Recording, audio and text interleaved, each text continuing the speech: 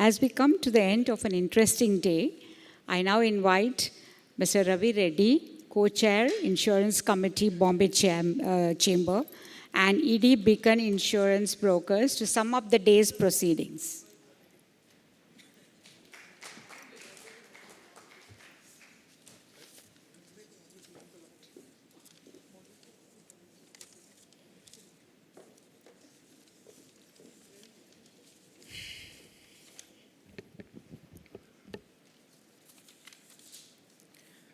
Good afternoon, esteemed guests, industry leaders, and distinguished speakers. On behalf of the Bombay Chamber of Commerce and Industry, it's my pleasure and privilege to share the concluding remarks for today's Insurance Summit 2026 on enhancing insurance penetration and density in India. We extend our deepest gratitude to our distinguished speakers in the plenary session for sharing their invaluable insights. The theme was thoughtfully set by Mr. Praveen Vasistha, followed by Sri Swaminathan Iyer, Honorable Member, Life IRDA. In fact, he spoke like a customer.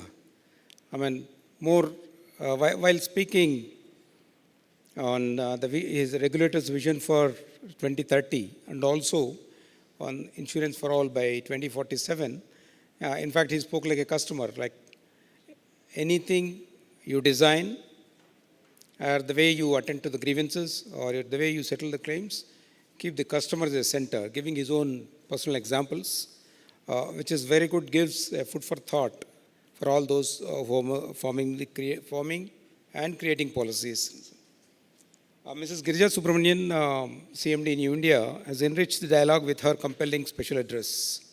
In fact, she also spoke very differently from the regulator, giving a different perspective altogether on the insurance penetration and the insurance density, how it needs to be measured, what is not being taken into consideration. For example, is Ayushman Bharat. 55 crores people are covered under that. That's similar to insurance. And is it being taken into consideration? There are so many government schemes like what we used to see in my earlier role in a PSU.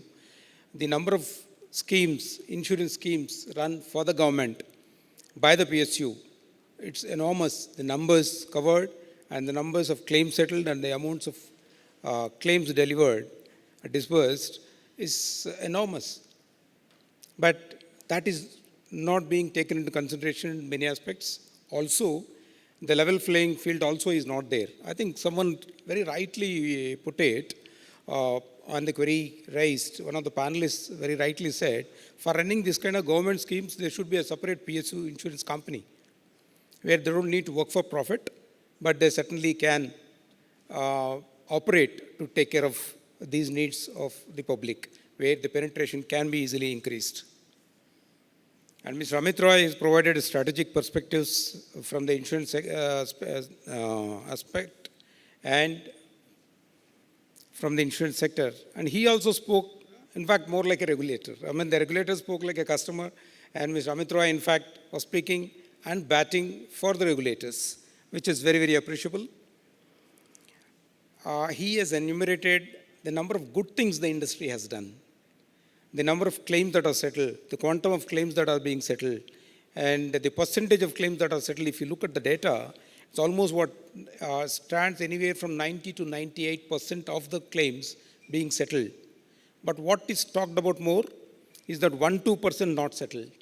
There are many reasons. Those who are in the industry, they are well aware as to why those claims are not settled. And someone has very rightly said, the apparent frauds in the industry may range from 10 to 20%, which could be a fact. So with so many frauds happening, rejection of certain claims, suppose 10 to 20% if they say, that data need to be checked.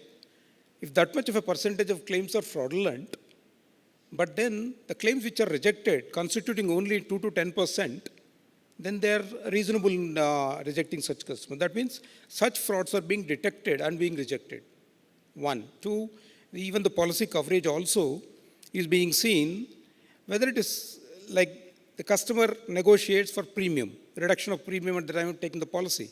But at the same time, he expects the claim to be settled in full. That's where the always conflict comes.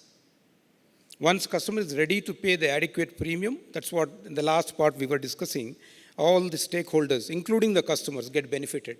Because with the low premiums, the customer also suffers in the event of claims. Because insurer charging low premium would always try to save because they also need to survive in the market. So best way for them is to either to deduct or reject a claim. So that is coming because you are not charging adequate premium. So these are the most of these issues were addressed today by most of the speakers. And we also sincerely appreciate the PwC team for publishing their position paper, which added significant depth and thought leadership to the discussions. The panel discussions today offered a rich tapestry of ideas from reimagining the insurance industry with data, AI, ML, to product innovation in insurance and changing reinsurance landscape.